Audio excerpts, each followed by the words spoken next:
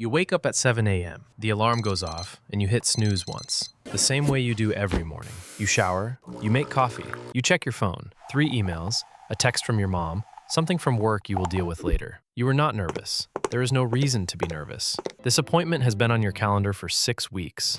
Annual checkup, the thing your doctor keeps reminding you to do. The thing you kept pushing back. Because you were busy. Because you felt fine. Because nothing was wrong. You eat half a piece of toast standing at the counter.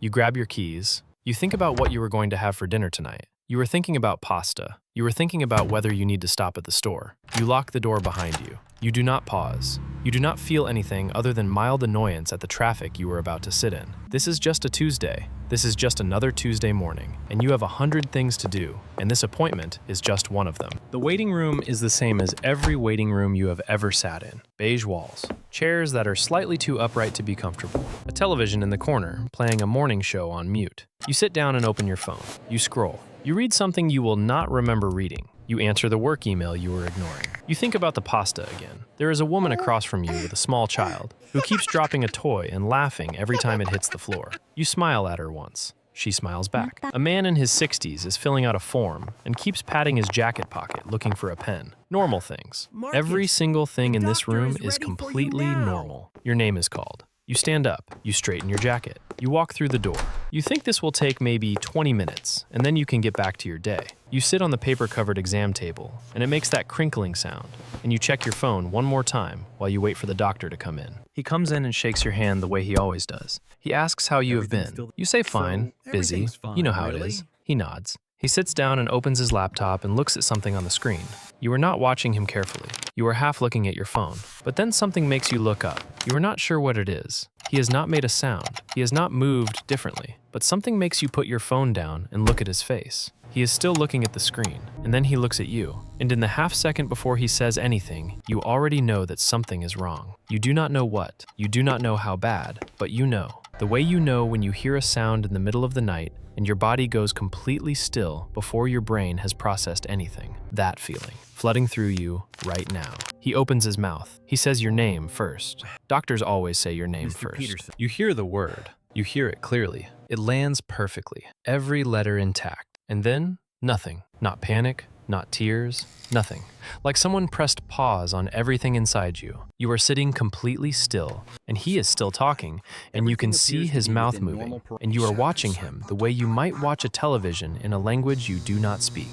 You catch fragments, treatment options, early stages. We are going to take care of this.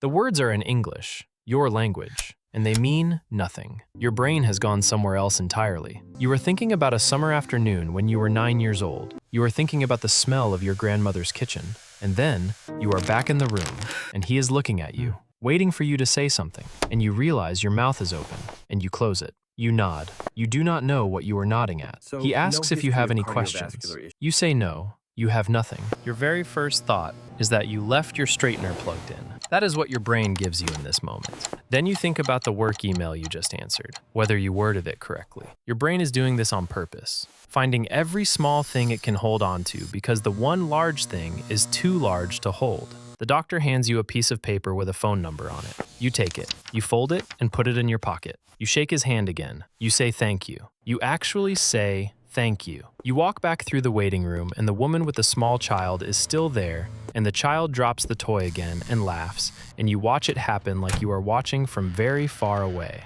You push open the door. The outside air hits your face, and you stop completely because you do not know where you are going. You are going to go back to work. That is what you were going to do, but you cannot remember how to do that now. The sun is out. This is the thing that gets you first. The sun is completely, aggressively out. Bright and warm and indifferent. You are standing on the sidewalk and the street is doing what it always does. A woman walks past you laughing at something on her phone.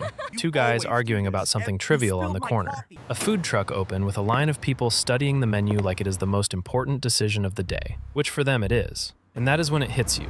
Not the diagnosis, not the fear, but this. They do not know. Every single person on this street is just living inside their normal Tuesday, and not one of them knows what just happened to you inside that building. The world did not stop. It did not even slow down. It just kept going exactly as before. And you were standing in the middle of all of it, holding a folded piece of paper in your pocket, and you were the only person on Earth who knows what is on it. You take your phone out. You open your contacts. You scroll to your mom's name. Your thumb hovers. You close the app. You open it again. You look at your best friend's name, your partner's name. You close it again. You put the phone back in your pocket. Here's the thing no one tells you about this moment. The moment before you tell anyone is the last moment it is only yours. The second you say it out loud, it becomes real in a different way. It becomes something they will cry about, something they will lie awake over, something that will change how they look at you even slightly, even with the best intentions. Right now, you are still just a person standing on a sidewalk. The second you make that call, you become something else. You are not ready to become something else yet. So you stand there one more minute, and then another. Your phone stays in your pocket. The sun keeps doing what it does. People keep walking past you, and you just stand there. You get in your car and you drive, not toward anything. You take roads you know without thinking and end up somewhere familiar without deciding to go there. You park and sit and watch through the windshield, and you start noticing things you do not usually notice. The specific color of the leaves right now, the way the light looks this afternoon, a dog being walked by an old man, the dog sniffing something with complete, total dedication.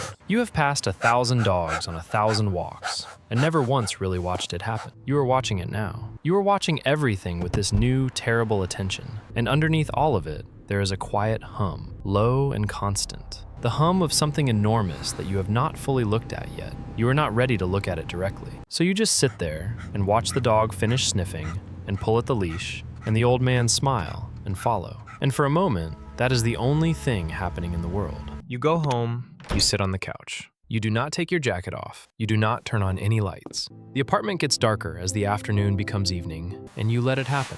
And sitting there in the quiet, something finally comes loose. Not all at once, slowly, like something held tight for hours being allowed to let go. You think about your life in a way you have not let yourself think about it in a long time. Not the calendar, not the deadlines. The actual life, the people in it, the moments that were good that you moved through too fast, the morning light in your kitchen you never once stopped to look at, the calls you kept meaning to make, the trips you said you would take. You were not crying yet. You were just sitting in the dark with all of it. And it is heavy, and it is real, and it is yours. Every single bit of it is yours. And for the first time all day, maybe for the first time in years, you are completely and absolutely here. The next morning, the alarm goes off at 7 a.m. Same time, same sound. The first second is normal, just waking up, and then you remember. And it does not hit like a wave. It settles over you quietly, like something that already belongs to you now. You get up, you make coffee, you stand at the kitchen window while it brews, and you look at the light coming in, and you actually look at it, really look at it. You pour your coffee and hold the mug with both hands. You are going to make calls today. You are going to start figuring out what comes next. You are scared, more scared than you have ever been in your life. But you are also standing in your kitchen right now, holding something warm. The city outside is starting up the same as always. People heading to work, someone walking a dog, traffic doing what traffic does. The world is still going, and you are still in it, still completely in it. And right now, in this kitchen, with this light, that is enough.